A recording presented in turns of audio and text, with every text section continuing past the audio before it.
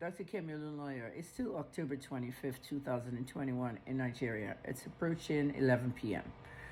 And this is my last video of the day.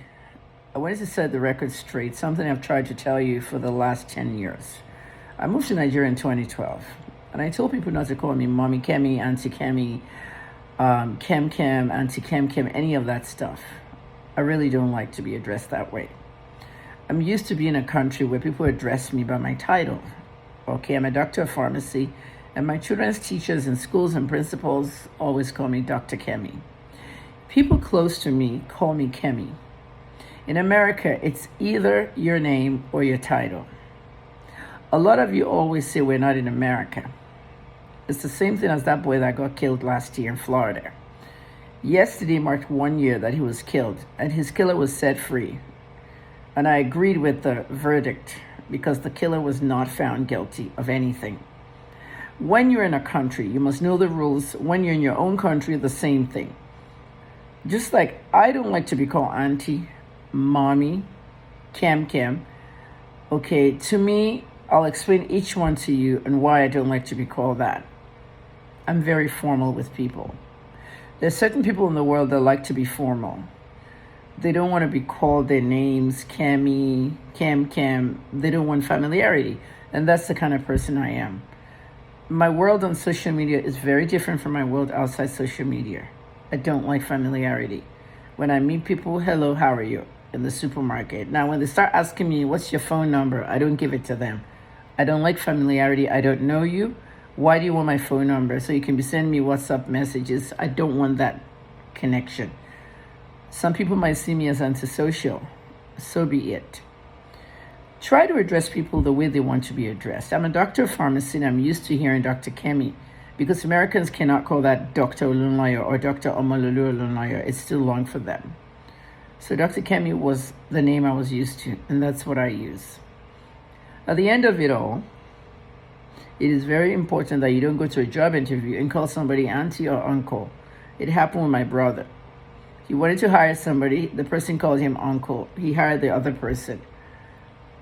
Respect people. Auntie is reserved for my nephews and nieces. Auntie is acceptable in the United States for elderly women. I'm not saying it's wrong. I just don't like to be called it. Mommy Kemi was the name I was given in the prison. It's my prison name, and I hate the name. I don't like to be called Mommy Kemi. When I came out of prison, one person called me Mommy Kemi, and that was Darren Lee. I'll let it slide because Darren Lee is like my son anyway. I've known Darren Lee for a long time. Even when people used to say I have 4 children for 4 men, I don't have 4 children to start with. I used to joke that Darren Lee was the 4th one. Darren Lee does things for me like his son will do. My children are abroad. Darren Lee brings me food, groceries, sends me gifts and things. And that's why, he's the only one that calls me Mommy Kemi. Auntie Kemi, the person that legalized that was Banky Wellington. Bankole called me Auntie Kemi when he met me at a hotel in 2014 for the first time. It is okay. Okay, but some people are saying, why are some celebrities calling me Auntie? You have to remember, on social media, it's my office. I want to be addressed as Dr. Kemi. If you meet me in real life and you call me Auntie Kemi, I'll still answer you. But you have to remember, you cannot walk in somebody's office and just call them Auntie.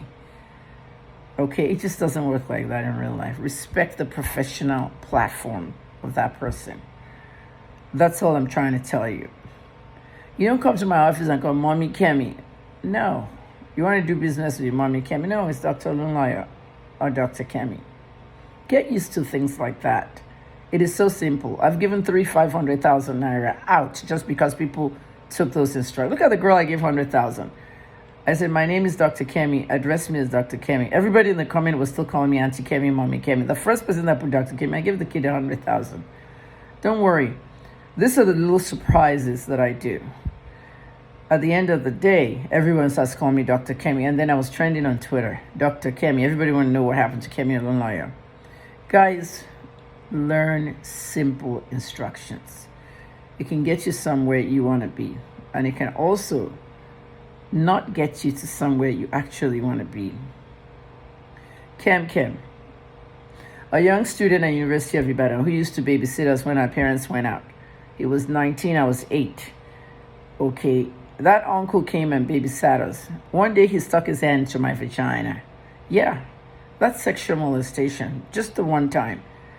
Every time he came to our house after then, he would call me, hey, Kemkem, Kemkem, Kemkem.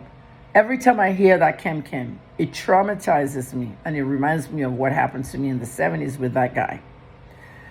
If that uncle was alive now, he'll be about 70 something years old. He's dead.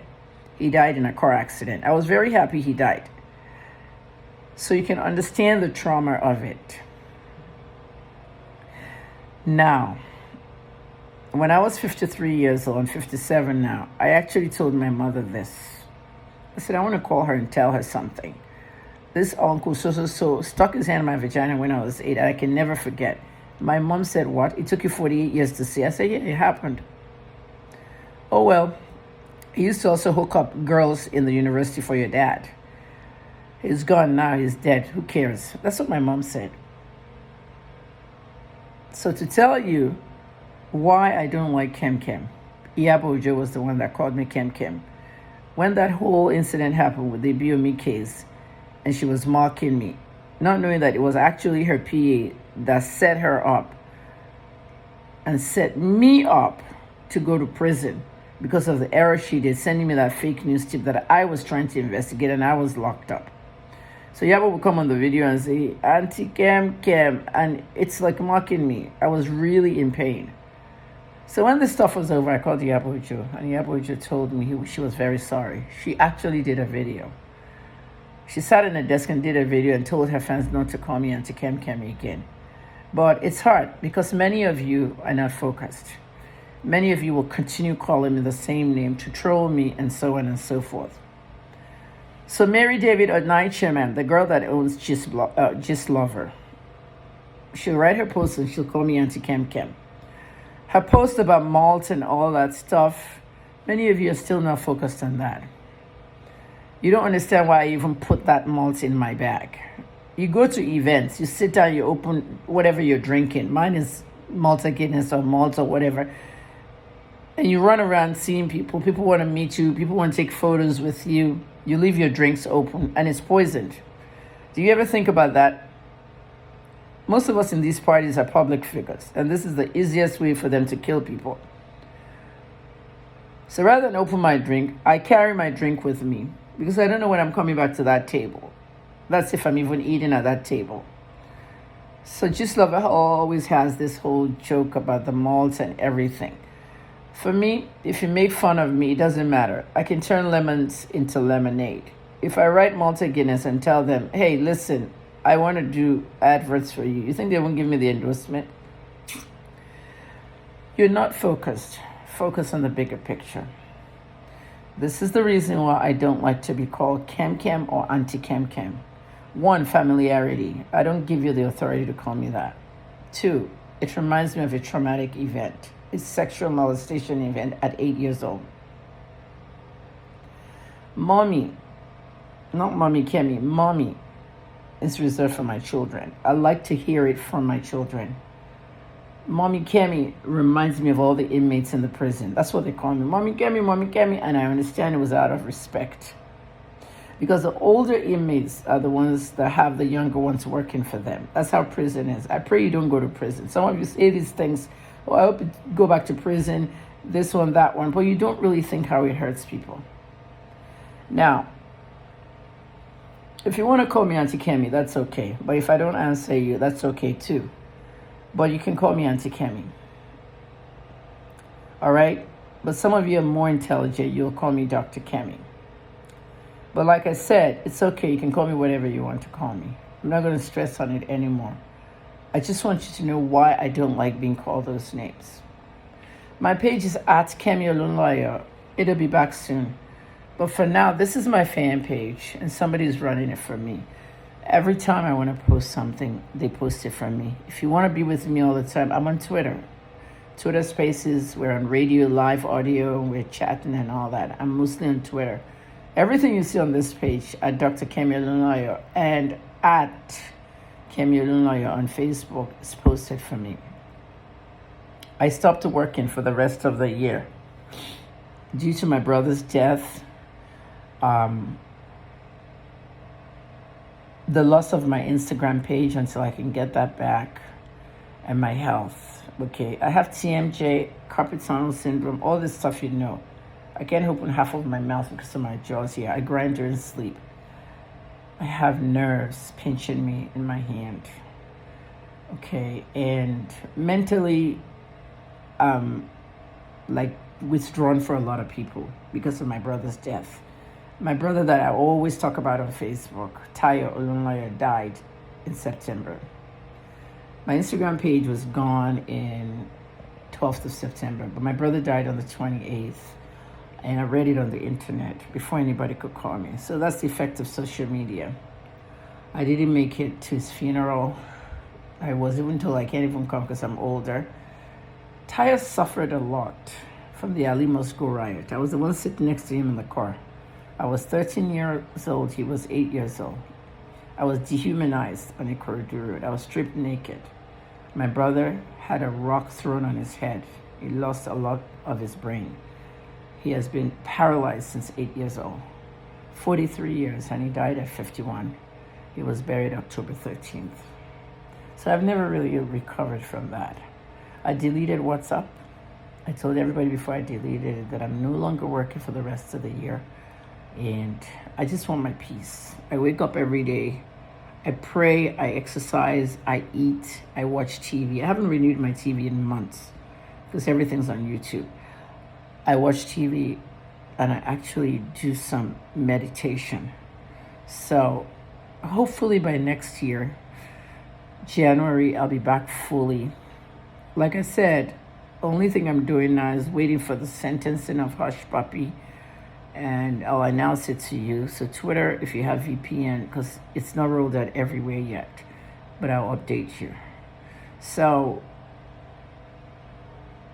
Instagram said I spammed my page, and they were right. Many of you remember that I wrote stuff about Tiwa Savage's dad's funeral, and I promoted our EP on every single caption. I did it for Tonya as well. Tonya Abraham, go to her movie, all the pictures we took at the premiere. Don't forget, September 10th is the premiere. When you post things like that, repetitive posting, they consider it spam.